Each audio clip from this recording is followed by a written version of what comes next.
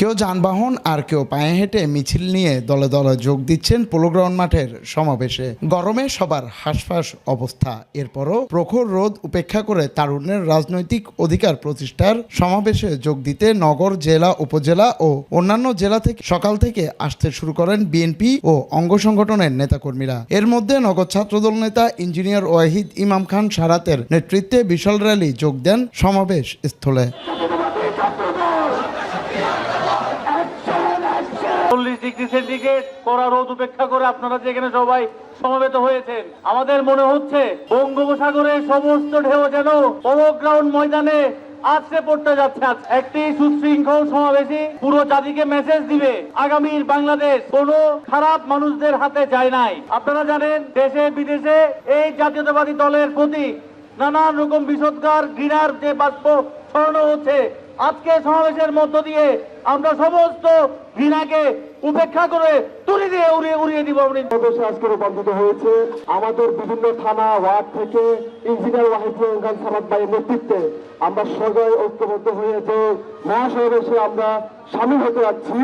তার একটি লক্ষ্য আছে, তার সেই লক্ষ্যটি হচ্ছে মানুষের গণ অধিকার, ভোটের যে অধিকার, যে আমার যে হক, যে আপনাদের হক, সেই অধিকার প্রতিষ্ঠায় আজকের এই মহাসমাবেশটি আয়োজন করা হয়েছে।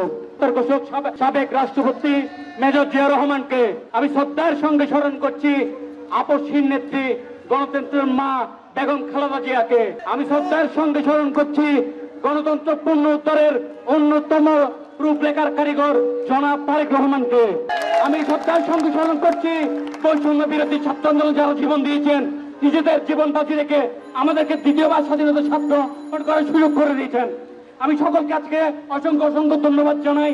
নগরের ওয়াসা, কাজীরডৌরি, সিআরপি, টাইগার পাস, কদমতলী সহ আশপাশের এলাকায় ভিন্ন ভিন্ন ব্যানারে মিছিলে আসতে শুরু করেন সমাবেশ স্থলে। চকবাজার থানা বিএনপি অঙ্গ ও সহযোগী সংগঠন এবং 15 নং বাগমনিরাম ওয়ার্ড বিএনপি নেতা রাশেদ চৌধুরীর নেতৃত্বে নেতাকর্মীদেরও বিশাল মিছিল নিয়ে অংশ নিতে দেখা যায় সমাবেশে।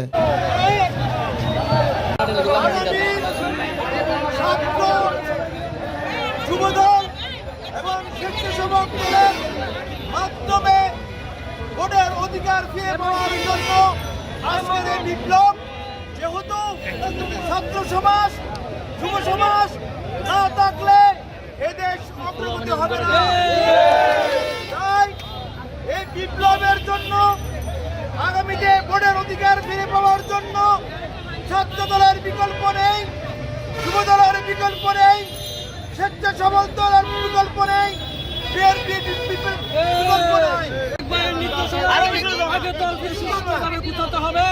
দলকে সুষ্ঠুভাবে গুছিয়ে ছাত্র দল, যুব দল, বিএনপির অঙ্গ সংগঠনকে শক্তিশালী করা। আজকে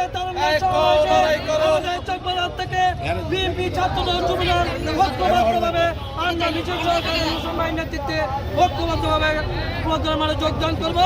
আমাদের একটাই উদ্দেশ্য, স্বৈরাচার হাসিনা পালিয়ে গেছে, কিন্তু তাদের দূষকরা এখনো রয়ে গেছে। তাদের দূষককে খুঁজে নিতে হবে, আইনের আওতায় এনে তাদের সকলকে বিচারের আইনের আওতায়।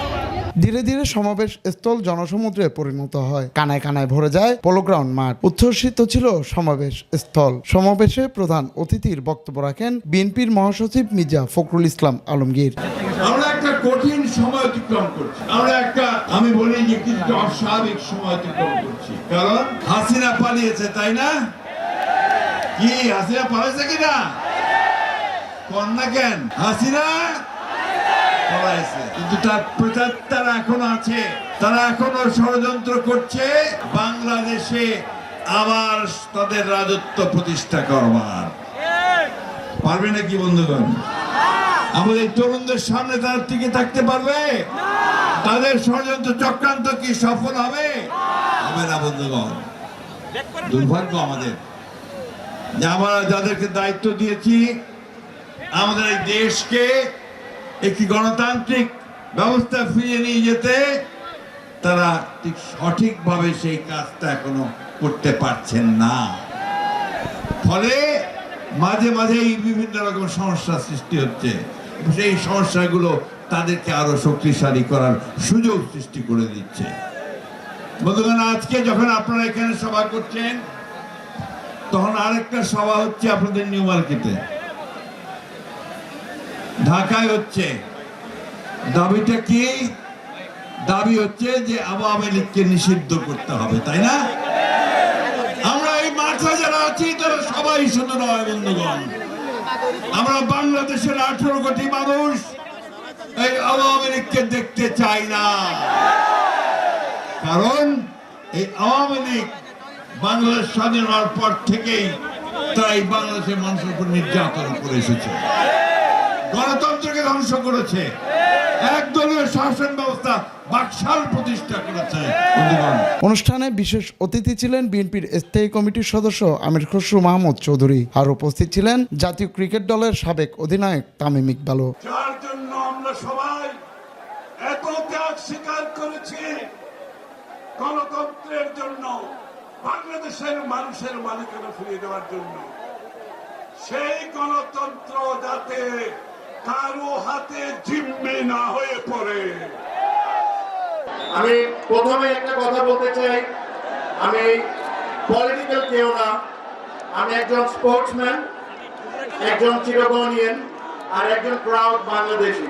জুনায়েদ হাসান, সময় নিউজ, চট্টগ্রাম।